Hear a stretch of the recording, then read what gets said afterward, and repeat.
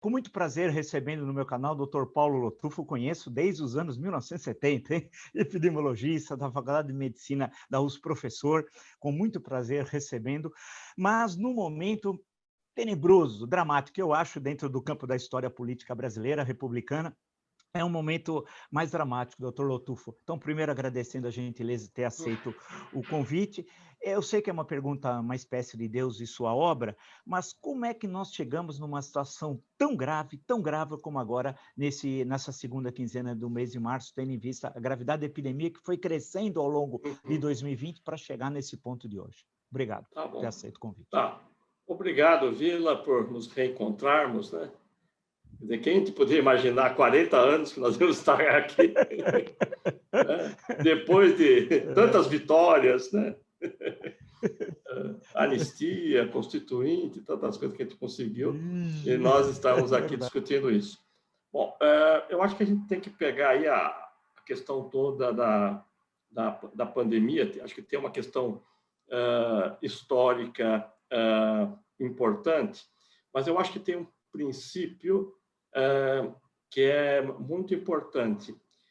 Nós estamos discutindo uma doença que é a Covid. A Covid, ela é uma relação entre um vírus, que é o SARS-CoV-2, e o ser humano. Tá? Então, ela é uma doença.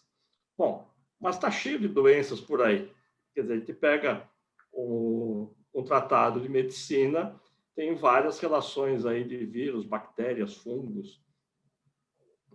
Tem com o ser humano, né, que tem quadros clínicos que podem ser tratados ou não, com prognósticos. Agora, o que é distinto? O distinto nisso é que, tal como aconteceu com outras doenças, a transmissão que se dá é homem a homem, é pelo ser humano. Né? Com isso, tal como acontece em outras situações que a gente chama epidêmicas, ela deixa de ser um fenômeno clínico, biológico do vírus quanto o ser humano, né, que interessa a médicos, virologistas, imunologistas, para ser um fenômeno social. Né? Consequentemente, esse fenômeno social é regido pela política. Né? Então, desde o início, nós temos a questão política dando a cadência da epidemia no mundo inteiro. Né? Então, acho que essa é uma questão muito importante. Aí eu acho que tem várias coisas que foram faladas e discutidas nesse período que precisam ser rediscutidas. A primeiro que a China segurou, escondeu, né, a informação. Quando nós vamos pegar tudo que tem de informação, o primeiro caso que se descobriu que era realmente a Covid foi em 17 de novembro. Mas isso foi visto retrospectivamente, depois. Né? Mas somente no início de dezembro de 19 começou a se ter a certeza, e quando se viu que existia um ciclo externo relacionado ao mercado lá de Wuhan, já era no final de dezembro, e aí as autoridades de Wuhan passam a informação para Beijing, e Beijing faz o lançamento quando recebe. Aí, Vila, é uma desgraça do calendário gregoriano. Né? Chegou no Brasil, né? Eu tenho, assim, Associated Press e Reuters, no dia 31 de dezembro, às 18 horas. Né? Eu aposto, quer dizer, que o mais fanático dos seguidores de notícias, não sei o que lá, no dia das 6 horas da tarde do dia 31 de dezembro, estava fazendo outra coisa. Né? Estava bebendo, já estava bêbado, estava aprontando, só que alguma coisa estava fazendo, menos estando na internet.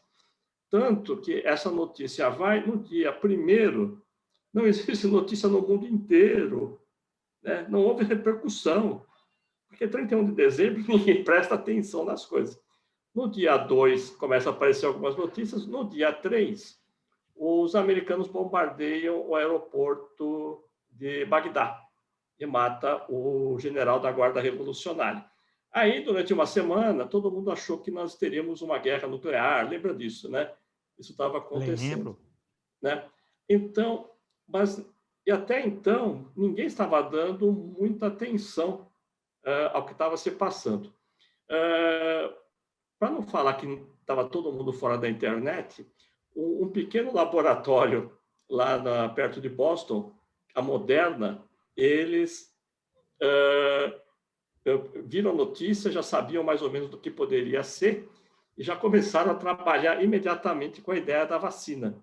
Né? Essa é uma coisa interessante. Bom, aí, mas a China já estava trabalhando no dia 9 de janeiro, ela coloca no ar, aí, né? Ela entrega direitinho de quem se trata aquele vírus e, a partir daí, começa-se a trabalhar para fazerem os testes, né? Ela deixou aberto, então ela começou a fazer teste, a Alemanha, a Coreia, o famoso RT-PCR, para identificar e já começaram a pensar na vacina e já começou a se ver a gravidade disso. Mas aí, Vila, que entra a questão que é muito importante, que é a questão política. Né? A China, nisso daí, ficou lisa até, porque ela começou a descrever os casos, publicar, mas entra o que se passou nos Estados Unidos em 2017. Quando o Trump assume, a diretoria do Centro de Controle de Defesas, o CDC, que fica em Atlanta, praticamente pediu demissão do presidente, porque eles sabiam que eles não iam conseguir trabalhar com o Trump, porque já existe todo o pessoal trumpista no Congresso, estava atacando o CDC por várias questões de cunho ideológico, interesses econômicos. Bom, qual a importância disso? A importância é que o CDC em Atlanta, eu conheço o CDC e conheço a OMS em Genebra. Né? Quando você entra num e no outro, você vê, é uma diferença imensa. Né? A OMS tem nome, tem, né, uma respeitabilidade, mas ela é um órgão da ONU que tem um orçamento pequeno, tem uma equipe técnica reduzidíssima, né? Porque não é atrativo você trabalhar na OMS, não é uma das coisas... Quem costuma trabalhar lá é porque os próprios governos estão financiando, tem alguns interesses nisso daí. Né? É um pessoal competente, bom da OMS, mas é muito reduzido. Agora, o CDC é uma potência. Né? Eles têm capacidade em todos os níveis. Eles têm quase um setor que eu chamaria militar, que tem condição de entrar na selva, né? Cortar o mato, não sei o que lá. Né? Eles acompanham macacos, gibbões, em vários lugares aí que eles fazem acompanhamento. Tem epidemiologista, setor de computação. Bom, o que aconteceu é que o CDC rapidamente viu isso e faz um relato interno mostrando a gravidade do que estava se colocando isso em janeiro. No dia 9 de fevereiro, isso chega na mão do Donald Trump, e o Donald Trump manda arquivar e tenta até que a diretora de doenças respiratórias do CDC seja demitida. Mas como o pessoal é funcionário público, tem estabilidade, ela deve ter perdido a função dela de diretora, não foi demitida, mas o CDC foi esmagado. Por que eu falo isso do CDC? Porque quando nós tivemos a Zika, né, aqui no Brasil, em 2014, né, eu até brinquei aí com o pessoal do Nordeste, que os Mariners tinham descido aqui.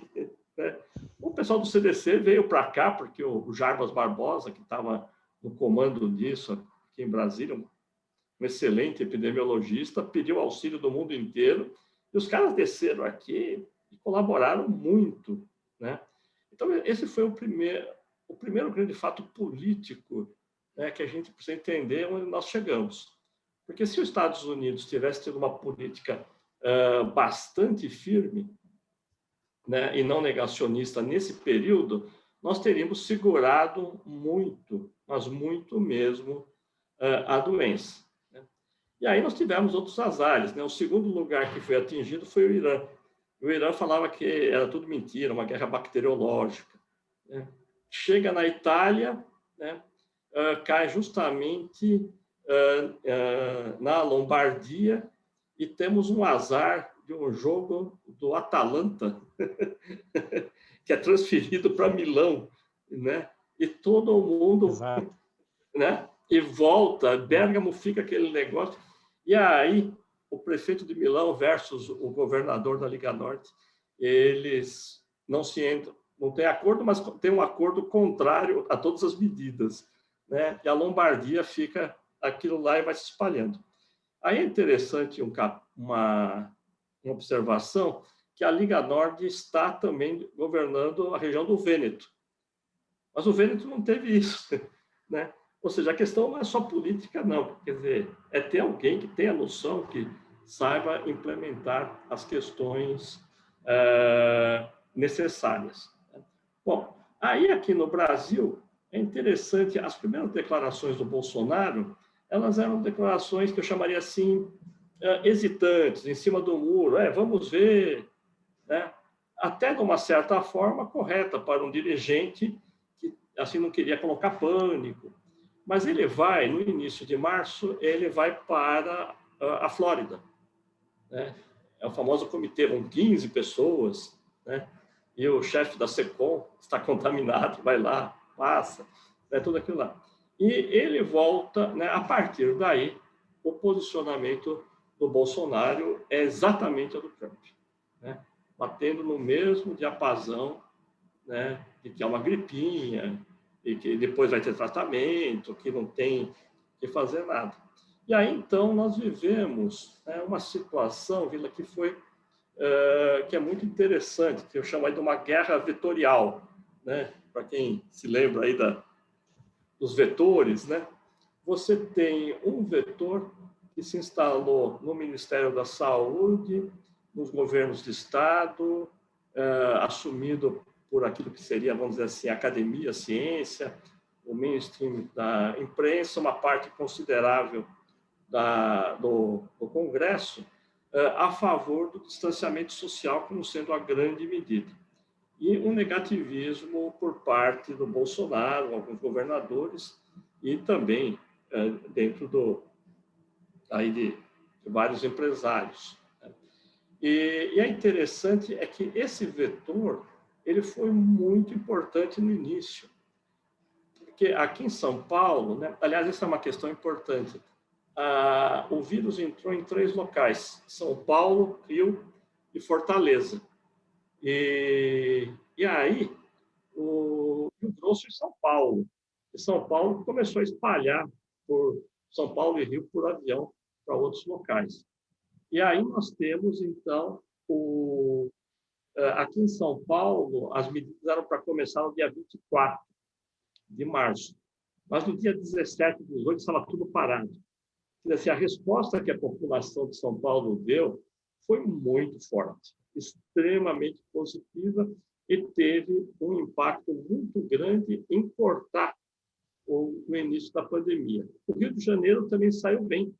O Witzel, por incrível que pareça, hoje me fizeram uma pergunta, aí, um jornalista, você acha que se o Witzel estivesse no governo do estado do Rio estaria melhor?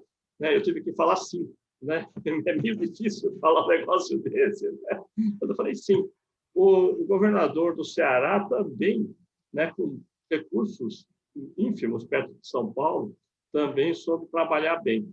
Então, nós estávamos segurando isso, mas só que, passada uma semana, o Bolsonaro vai na televisão, começa a atacar, e aí temos um outro fato, né? O Congresso atuou muito rápido para o auxílio emergencial. Houve uma compreensão da importância disso, mas, né, ele foi retardado ao máximo. Então, depois de um tempo, o nosso vetor resultante do negacionismo do Bolsonaro, boicote, atraso do auxílio emergencial do lado, e as ações de governadores, prefeitos, do outro lado, nos levou a uma posição que não era muito abaixo do previsto, em termos de mortes, que nós estávamos prevendo, né? mas também num número acima do que seria possível ser evitado. E esse foi o momento que se chegou, quando começou a ter o pagamento do auxílio emergencial, começou a se ter dois fenômenos, né? Uma que se conseguiu segurar um pouco mais as pessoas, diminuir, e, ao mesmo tempo, o Bolsonaro ganhou créditos com isso, né?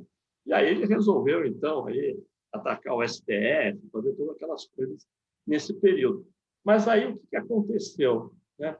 Aconteceu que essa foi um problema que, se tivesse uma liderança do governo federal, que foi o espalhamento da doença. Ela não precisava ter acontecido. Nós poderíamos ter segurado ela nesses locais, alguns outros. De que forma? De que forma, doutor? Como era possível concentrá-la em alguns focos, impedir a expansão? Aí que está, né? Aí que existe um conceito básico da saúde pública que tem mais de 100 anos, né? Quem trouxe isso aqui para o Brasil foi o Geraldo de Paula Souza, né? Que dá o nome ao Centro de Saúde lá na Faculdade de Saúde Pública.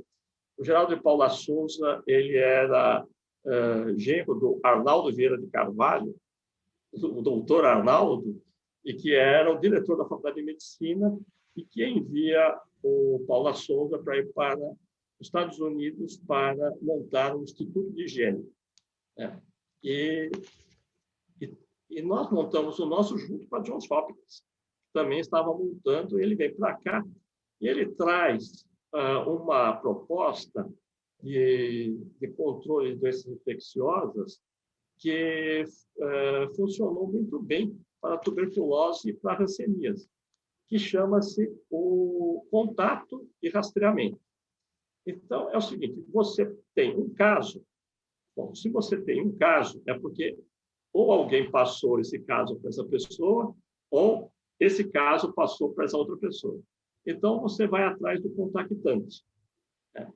E aí você vai e você examina, né? Na época se fazia o exame de escarro para ver se a pessoa tinha tuberculose, examinava a pele para ver se tinha hanseníase, e você vai descartando e vai isolando os contactantes. Você tem toda uma rede, né, que vai surgindo e você vai cortando essa rede. Bom, e nesse caso foi o que Taiwan fez, o que a própria China fez, o que Coreia, os países orientais fizeram. Eles foram indo atrás, né, um por um. Aqui no Brasil teve alguns municípios que fizeram com sucesso, né? Então você vai indo e você vai cortando isso dentro do seu local. A outra coisa é você impedir, né, a maior transmissão que existe de vírus hoje, que é o avião, né? O avião é imbatível. Por quê? Você coloca uma pessoa contaminada, né? Imagina, saímos daqui de São Paulo e vamos para o Recife. São 3 horas de voo, né? E eu estou contaminando e fico tossindo lá. Quer dizer, então isso vai se espalhando, né? Aí essas pessoas descem no Recife, né? 2/3 ficam no Recife, espalham por lá, outro terço vai para as outras cidades, vai para João Pessoa, Natal, Maceió, né? E assim nós vamos tendo a disseminação. A outra coisa seria fazer um cordão sanitário. São Paulo, Rio, Fortaleza deveriam ter um cordão sanitário, né, de você controlar, não deixar sair. O prefeito de Florianópolis fez isso, foi muito criticado na época, porque não deixava entrar carro com a chapa de São Paulo, não deixava ter, né? Estava certo isso daí, né? Esse tipo de que é o cordão sanitário. Isso aconteceu na Itália também, né, com sucesso. Então nós poderíamos ter segurado essa onda e também trabalhado de uma forma mais incisiva em testar os contactantes, os sintomáticos. O que aconteceu aqui, né? Essa é a coisa bem brasileira. Os kits vieram, a maior parte ficaram em laboratórios privados, que venderam por R$300, R$400, E qualquer pessoa que tinha alguma coisa, ia lá, se indicava, fazia o exame, né? E não tinha nenhum sentido esse exame. O exame tem sentido se você você está partindo de um caso suspeito ou de um contato de um caso suspeito. Então, nós poderíamos ter segurado isso sim, se a gente aplicasse aquilo que a gente já sabe fazer há mais de 100 anos. Voltando um pouco ao Paula Souza, a tuberculose no Brasil começa a cair, né, antes dos antibióticos. Os antibióticos vão surgir depois da guerra, nos anos 50, né? Mas a política de tuberculose era de você ir atrás dos contactantes e também tinha o isolamento, né? Tanto que se construíram aí vários hospitais pelo Estado, né? Tem um em Araraquara, tem outro, o Hospital do Mandaqui, aqui na capital, né? Tem vários, Campos de Jordão, né? Tem até aquela história de que a pressão aumentada, né? O ar mais rarefeito é oxigênio, né? Tudo bobagem, mas as pessoas ficavam isoladas e não contaminavam os demais. Agora, deixa eu só pegar a política do cordão sanitário que poderia ter sido desenvolvida, e isso poderia ficar contido, portanto, o vírus e alguns desses focos onde tinha sido detectado. Sim.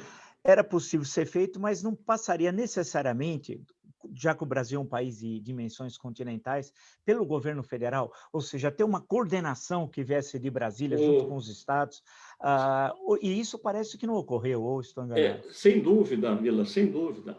Porque quando nós estamos falando, quer dizer, esse é o momento que você fala assim, até o poder nacional é pouco, né? Tem que ser o poder planetário mesmo, né? Porque o vírus não está nem aí, né? Não está nem aí com que língua você fala, a cor do seu passaporte, religião, né? Ele quer se reproduzir, ele viu um outro lugar, ele vai, né? Aí que está. O poder do governo federal é total nisso daí, né? Assim, o poder não, a importância. Na Zika foi assim, a Zika foi restrita ao Nordeste praticamente, mas a ação que o Ministério teve na época foi muito boa, né? Foi, assim, muito boa. E aí existe uma coisa que é uma confusão que existe, foi a seguinte, quando o STF deu um parecer de que os estados e municípios podiam atuar independente do governo federal, houve aqueles críticos de sempre que falaram que era um ativismo judicial, né? Não é um ativismo judicial, né? E eu acho que, ao contrário, é um erro da Constituição do SUS. Aí tem uma coisa, Vila, que acho que você consegue lembrar junto comigo. Quando teve a Constituinte, né? Eu era um ativista aí do SUS, né? E eu trabalhava na prefeitura de São Paulo e nós tínhamos muito poder na mão do governo federal do antigo INAMPS, né? Então nós tínhamos uma visão radicalmente municipalista, né? E que foi dominante, né? Então, a Constituição do SUS, na própria Constituição e depois na Lei 8080, ela fortaleceu muito os municípios, o que é corretíssimo. Mas, na época, né, existiam as pessoas um pouco mais com cabelo branco, né, que a gente, e falava o seguinte, olha, gente, não é bem assim. Existem algumas questões que precisam ser verticalizadas, né? Como assim verticalizadas? Olha, mosquito, né, que estava surgindo a dengue, né, não vai se preocupar com o município tal, só que lá vai estar aí, né? A tuberculose e a hanseníase, elas não são tão frequentes assim, não vai ter gente competente em todos os municípios para se ocupar delas. E a gente ouviu isso daí, mas logo depois eu me convenci que aquilo foi um erro, né? De não ter se colocado na lei do SUS 8080 que o governo federal deveria ter uma instituição equivalente ao CDC, né? Com forte poder de ação. Porque o que aconteceu quando começou a dengue, nós chegamos a ter discussões fantásticas, né? Se o mosquito era municipal, estadual ou federal. Essa discussão existiu, não é força de expressão, né? Então, esse é um problema que é difícil a gente falar agora, colocar no atual momento, mas o governo federal deveria ter um CDC que fosse montado como uma agência igual à Anvisa, que pudesse atuar, né, firmemente nisso, com um corpo técnico muito bem definido, né? Isso é fundamental para garantir a qualidade da informação, por exemplo. Sim, sim. Nós estamos agora vivendo um momento meio caótico, tal, não há um colapso no sistema de saúde, e não é de uma cidade, de um estado, mas isso se espalhou Sim. por boa parte do Brasil. Há receio de falta de equipamentos, de remédios, além de profissionais treinados. Eu fico imaginando o intensivista, que precisa ser alguém que efetivamente tenha o Sim, domínio sim. daqueles equipamentos, que não é uma coisa simples. A gente não forma um intensivista em 1 hora, 2 horas, 3 dias, né? Um processo complexo tal. Nós estamos passando, portanto, por um momento difícil. Não tem vacinas em número suficiente. O PNI fala-se, não entra em campo. Não temos nem ministro da Saúde, por incrível que Pois pareça. é. O novo ministro deverá tomar posse amanhã, mas não se tem certeza ainda disso. Ao mesmo tempo, não há coordenação entre as autoridades estaduais com o governo federal. O presidente agora fez aniversário, fomentou aglomerações lá em Brasília. Sim. Tinha muita pouca gente, uns gatos pingados, mas tinha uma centena de Sim, pessoas, sim. mas isso não pode ser feito. Eu pergunto justamente a você o seguinte: como sair dessa? Quer dizer, porque a impressão que dá, eu que não sou especialista, trabalho na área da história, mas eu fico imaginando que nós vamos percorrer o ano de 2021 assim, sem a vacinação efetiva, e pode ser que, do jeito que está indo, nós vamos entrar em 2022. Quer dizer, isso quando já tem países grandes, como populacionalmente falando, como os Estados Unidos, que já avançou na vacinação, né? O que vai acontecer conosco? Pois é. Eu acho que a questão é muito mais política, né, do que está na nossa esfera, né? Quer dizer, na hora que eu vejo aquele manifesto dos economistas, né, onde você tem do Pastore até o Guido Mantega assinando, Pércio Arida, né, as mais diferentes. Se o Eugênio Godin tivesse vivo, acho que ia assinar também, não ia? Né? O Simons, todo mundo lá, né, apoiando aquilo ali. Eu acho que começa a mostrar uma certa virada aí, né? O setor aí do Big Business aí começa a retirar o time de campo, né, do apoio ao governo. Eu acho que essa vai ser a saída. Mas o que está acontecendo agora, vida em relação ao ano passado, é que a epidemia ela começou nesses 3 locais, ela foi avançando, e aí, do ponto de vista da assistência médica, era assim, forçou muito a barra na capital, mas a Grande São Paulo ainda nem tanto. Então, você tinha paciente que ia para a Grande São Paulo. Depois, foi para o interior, a Grande São Paulo esvaziou, vieram para cá, né? Então, o que a gente chama o sistema de vasos comunicantes, né, que a gente aprendia na física lá. Você tem mais pressão, né, o nível da água tende a ficar. Agora, o que se passou agora é que aconteceu em todos os locais, né? Então, você tem o Rio Grande do Sul, Porto Alegre, interior. Você tem São Paulo, capital e interior, e por aí vai. Então, não tem para onde você enviar as pessoas. E eu acho que vai acontecer agora, né, favorável, assim, de certa forma, ao Bolsonaro, é o fato de que essas ações que estão sendo tomadas em São Paulo, aí não vou entrar nem nessa questão aí do feriado, aí, que eu acho muito complexo aí, mas tudo isso que está sendo tomado vai ter um impacto daqui a 30, 40 dias positivo de redução. Porque o que levou a esse aumento foi realmente, a partir do 7 de setembro, a coisa foi avacalhando, avacalhando. Quando chegou a eleição, né, tudo podia valer, ninguém ia proibir nada. O Natal foi um terror, vídeo que teve de casos, né, entre familiares, até chegar no Carnaval. E agora nós estamos, esse comportamento está sendo revertido, então nós vamos ter aí, eu acredito, uma redução de casos, depois uma redução de mortes, e vamos ter mais vacina disponível, uma quantidade muito menor. Então nós vamos daqui, eu calculo, daqui uns 40 dias, lá por volta do Dia das Mães, por aí, uma situação já melhor, desde que não se avacalhe tanto, né? Eu não sei quanto que é o poder que o Bolsonaro terá no futuro, assim, no futuro imediato agora, de impedir todas essas ações, né? Então, eu acho que nós estamos... Essa é a minha previsão, né? Tem gente jogando, né, jogando no catastrofismo, como se a coisa somente fosse aumentar. Não, as ações que estão sendo tomadas, elas vão ter efeito, né? A vacina também. A questão toda é que o nível ainda é altíssimo, né? E uma questão, a gente, técnico, a gente fala umas coisas, nós estamos, quando eu falo que vai melhorar, eu falo na desaceleração de casos, né?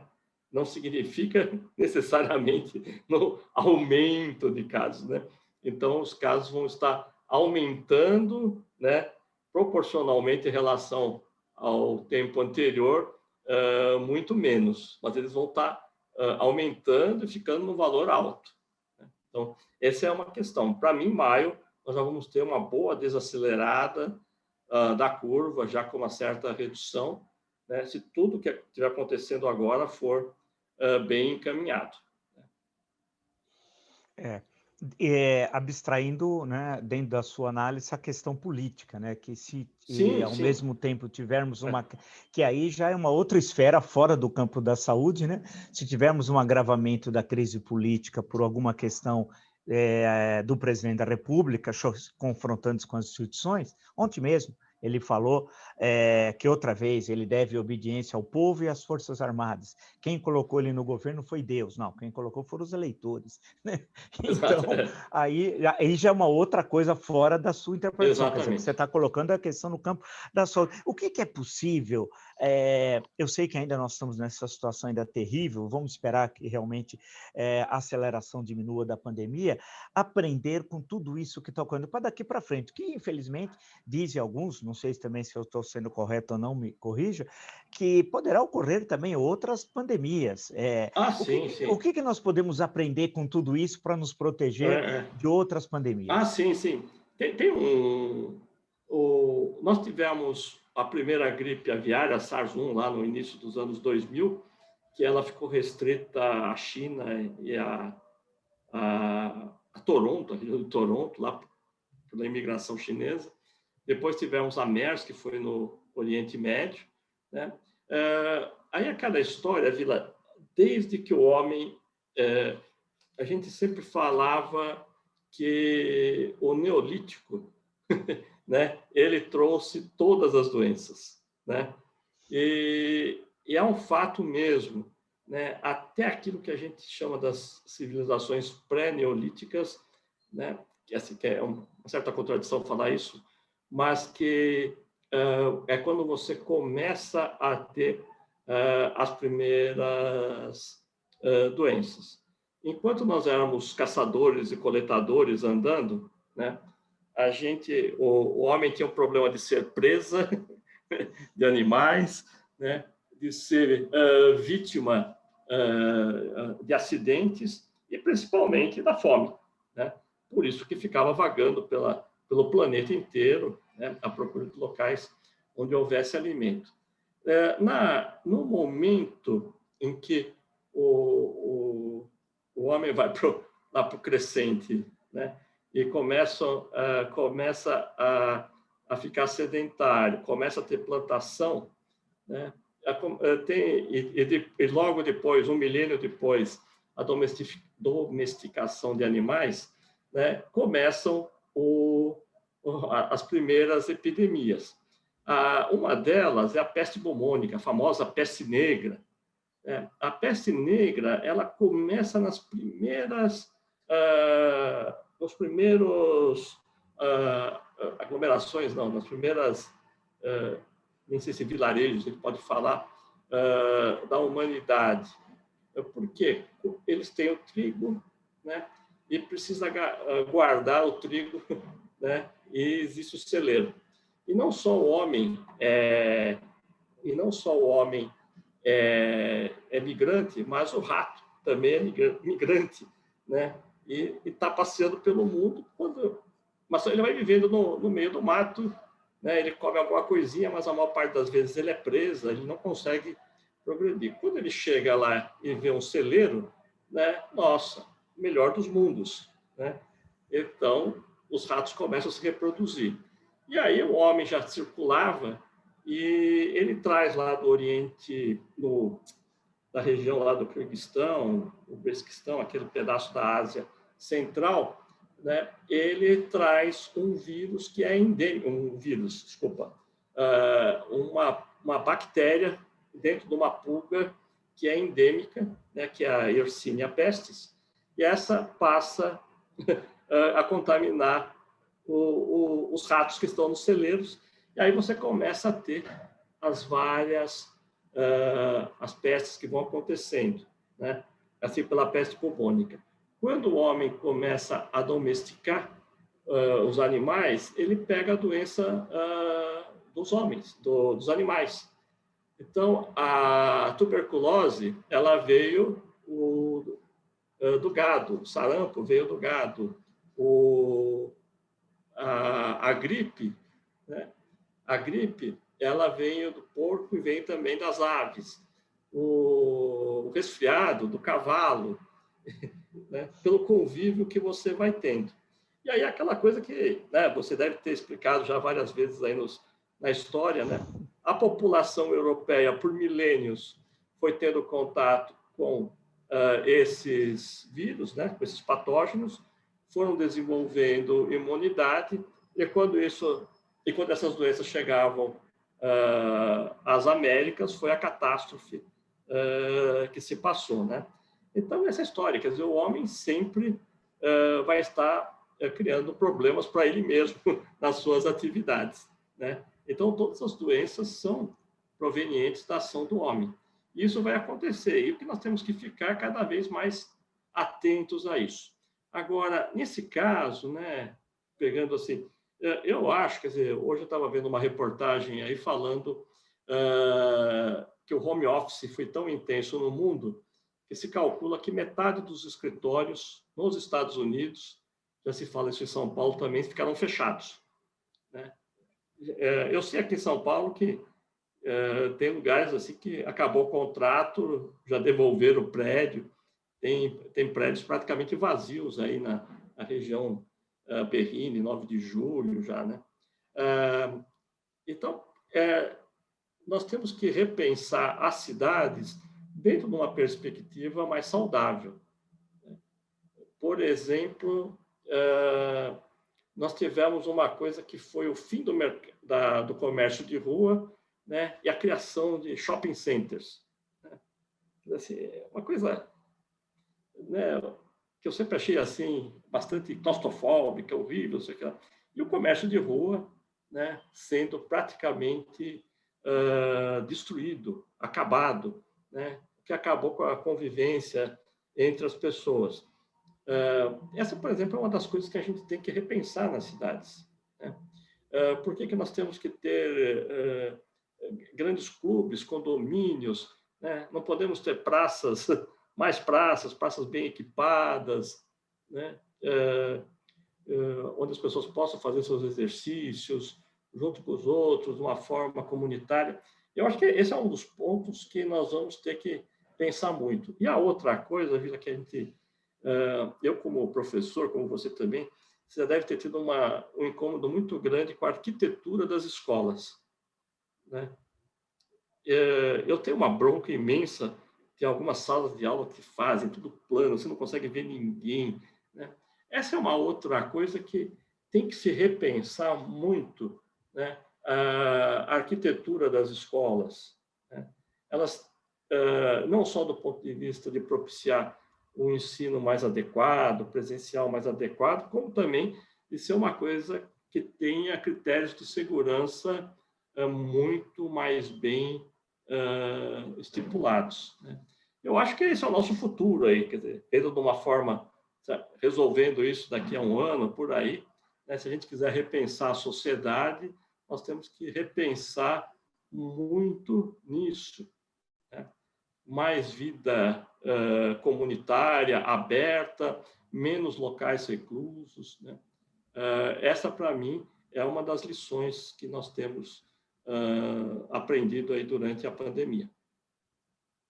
Deixa eu colocar uma última questão. Você fez até um histórico, lembrando, veio lá da China a Covid-19, veio da China, passou pelo Irã, foi um desastre no Irã, e aí misturou-se religião com ciência, queimaram hospitais, foi um horror. Tal. Aí foi indo, passou, chegou à Itália, aí teve esse célebre jogo da Atalanta com o Valência, da Liga Europa, lá em Milão, né? Foi uma bomba, né? O bactéria foi um horror, tudo aquilo. Aí passou pela França, Reino Unido, pelo início, atravessou o Atlântico e chegou aos Estados Unidos. E nós aqui no Brasil acompanhando tudo isso, sabendo que tinha um problema que estava vindo lá do Oriente, estava vindo. Portanto, era uma tragédia literalmente anunciada, né? Porque estava vindo. Aí, quando vem o primeiro caso aqui, acho que o primeiro óbito eu não tenho com certeza se é 12 de março do ano passado, 12 de alguma março. coisa assim. 12 de março. A questão que eu coloco era justamente essa para a gente fechar essa nossa conversa. Se nós estamos sabendo que isso está vindo, nós não poderíamos já com antecedência já ter construído, eu sei que inevitavelmente seríamos atingidos, né? Mas uma espécie de barreira sanitária assim, do país. A sua lembrança dos voos, né? Eu fico sempre imaginando quando estavam transportando doentes de Manaus tinha de transportar, porque Manaus estava explodindo, mas ao transportar estava contaminando também os outros estados, porque, presumo eu tenho uma ignorância absoluta nisso, mas no transporte deve ter ficado os aviões contaminados também, né? Nesse transporte dos infectados, mas deixando um pouco isso de lado, nós não perdemos muito tempo na forma de reação e quando formos reagir, você identificou as questões políticas, mudança de ministério, saída do Mandetta, entrou o Tite, ficou menos de um mês, aí veio um general. A tragédia, nós não poderíamos hoje, ao invés de, é terrível fazer essa conta, né? Vamos chegar a 300 mil mortos essa semana, infelizmente. Ter 30 mil mortos já seria muito, claro, mas nós estaríamos, entre aspas, economizando 270 mil. Será que não faltou justamente essa ação preventiva? Sem dúvida, parte veio pelo exemplo americano, né?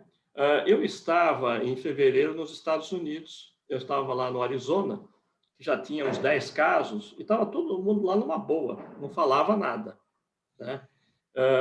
Era assim, né? E um congresso de epidemiologistas lá, e o pessoal não estava, porque não estava ainda, não fazia parte da mídia, uma situação pior do que do Brasil.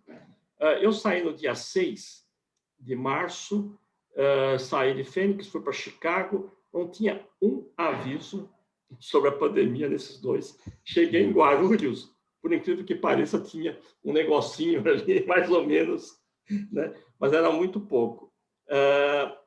Se nós tivéssemos, desde o início, né, já em janeiro, e olha só, nós já tínhamos repatriado o pessoal que estava na China, em Wuhan, né? Que foi em janeiro, ou seja, a gente já sabia das coisas, né?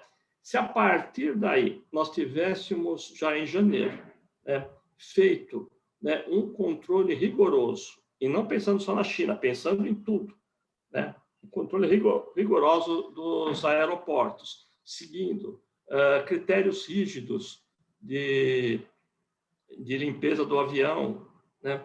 Porque um dos grandes equívocos que as pessoas achavam que era a pessoa rica que foi para a Itália, veio para cá e trouxe a doença. Não. Primeiro que não é só rico que viaja de avião, né? Isso é coisa do Paulo Guedes, lá com as empregadas domésticas na Disneyland. Segundo, que tem todo o pessoal que trabalha no aeroporto, né? Que foi sendo contaminado. Eu imagino o número de taxistas, né, que teve contato Exato. com o pessoal nesse período, né? E como isso daí foi se espalhando. Então, esse controle, se tivesse sido feito a rigor nos grandes aeroportos, nós teríamos segurado bastante, né? E depois nós tivéssemos colocado o nosso serviço de atenção primária totalmente adiante disso. E aí teve erros graves, né? Uma delas falava assim, olha, se você não precisa vir do pronto-socorro, não, fique em casa, né? Era o contrário, você deveria ter ido não para um hospital, mas para uma unidade básica e ser feito aí aquilo que eu falei aí do Paula Souza trouxe aí há mais de 100 anos, né? Nós teríamos, sem dúvida alguma, tido um controle maior. Mas aí é o seguinte, né? Nós já tínhamos um Ministério da Saúde bastante enfraquecido. Lembrar que essa é uma questão importante, Vila, que há um bom tempo que o Ministério da Saúde foi perdendo grandes quadros, né? Grandes quadros se aposentaram, não foram repostos. Depois, dentro dos municípios, também equipes técnicas não foram sendo repostas. Então, nós já estávamos numa uma coisa fragilizada pré-governo Bolsonaro, já, né?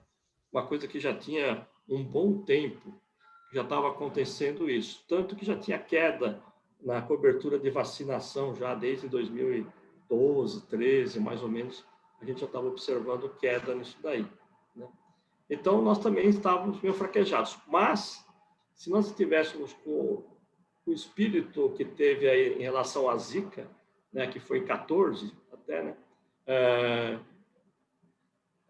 Até 14 nós estávamos com um pessoal muito bom. Se nós tivéssemos tido aquela garra da Zika, né, nossa, nós teríamos controlado muito, muito, muito, né? Faltou, então, a gente pode dizer, para concluir, que faltou planejamento, competência técnica, como que nós Olha, definiríamos assim? assim, o definidor maior, total, é, sem dúvida alguma, o governo federal, né? Porque se você tem um presidente que chega e fala assim, não, o vírus não vai entrar aqui, eu vou dar porrada no vírus, só que lá, né? E deixar todo mundo à vontade para fazer isso daí, aí os grupos técnicos vão debater, vão bater um pouco a cabeça, mas vão chegar num grande grau de acerto, né? Tem histórias muito interessantes, né? O presidente, o Gerald Ford, ele tem um momento em que tem casos, né, de gripe lá, H1N1, lá um dos fortes lá no meio oeste, ele quer vacinar os Estados Unidos inteiro, né? E assim, é uma coisa totalmente diferente do que se passou com o Trump, né? Então, um governante que chegasse e falasse assim, vamos para o pau, né? Vamos para o pau, né? O que nós precisamos fazer? É para fechar isso, vamos fechar isso daqui, não sei o que lá, não vai morrer ninguém, né? A situação seria outra, né? Aí eu tenho várias críticas do ponto de vista técnico, como eu já falei, mas isso seria, assim, o mínimo. Olha, Vila, eu aposto que se tivesse o general João Batista de Figueiredo, né, com um ministro polêmico, mas que tinha uma certa competência, que era o Valdir Arcoverde, isso não aconteceria, né? No governo Geisel não aconteceria, né? Assim, eu falo assim, né? Não vou nem falar, né, outros governos aí, do Juscelino, isso nunca aconteceria, né? E depois, né, já na nova república, seria impossível acontecer, né, nos demais governos, né? Isso nunca, somente Imagina, mesmo. claro, imaginar que em 1992, quando também tivemos um problema de saúde pública, o ministro era o Adib Jatene, né? Que era, veja a Sim. diferença de quadros, né, com que nós temos. Exato, né? A história do Adib, então, né? Olha, o Adib merece um bom livro, aí, uma figura que tem várias características. Ele foi nomeado secretário da Saúde pelo Maluf, na época, ficamos revoltados aí, porque ele era um cirurgião cardíaco, né? Cirurgião cardíaco mesmo, assim, né? Que não entendia de nada. Mas ele, assim, é um negócio incrível. Acho que o Eduardo Jorge, né? Foi candidato que era sanitarista lá, ele vai contar todas essas histórias. Em 2 meses, ele vendo a população batendo e contando as coisas, e ele começou a participar. Ele ia no fim de semana, lá, né, aquele Conselho de Saúde da Itaquera. Ia lá o Adib de terno e gravata, era muito engraçado. Né? Aquele sol, assim, estava ele lá, ele falava, não sei o que lá, e depois desse dia ele foi aprendendo, né, e foi assumindo coisas e terminou a gestão. Trouxe uma equipe muito competente, né, que foi montar o Programa Metropolitano de Saúde, com unidades básicas, não sei o que lá. Ele termina a gestão dele, né, até atritado, porque o pessoal da Arena, PDS lá, se atritou com ele porque ele não aceitava indicações políticas na pasta, né? E terminou com um cabedal, o que ele sabia depois, quando muito, né, de saúde pública, né? E aí ele até faz aquela descoberta que um outro professor já tinha falado lá, que era o Alípio Correia Neto, né? O problema do pobre não é ser pobre, é que não tem amigo não tem amigo rico, né? Só tem amigo pobre, né? Porque se você tem amigo rico, você se dá bem, né?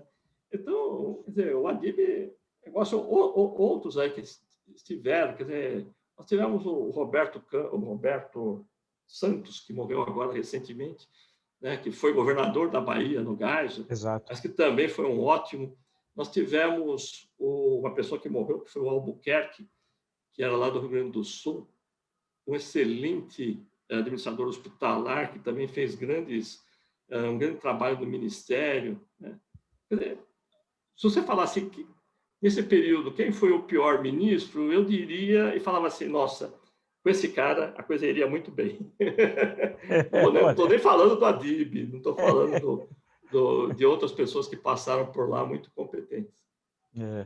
Valeu, olha, agradecer ao Dr. Paulo Lotufo, lembrar, como no início da nossa conversa, fazia algum tempo, só 4 décadas, Exato. que nós não conversávamos, então foi muito bom. Nós estamos vivendo um momento difícil, mas eu também acho que sou otimista, acho que o Brasil vai virar essa página, tem de aprender politicamente, em termos de saúde pública, as questões econômicas, sociais, nós vamos virar essa página e o país vai seguir em frente, mas precisamos ver quem também foram os responsáveis, né, por tudo isso, porque é uma tragédia, são 300 mil mortes essa semana que deve atingir, não dá para simplesmente jogar para baixo do tapete, né, algo muito grave. Mas eu agradeço muito você ter aceito o convite, muito obrigado. Tá bom, eu que agradeço, Vila, um abraço a todos os ouvintes. Valeu, então. Até mais. Valeu.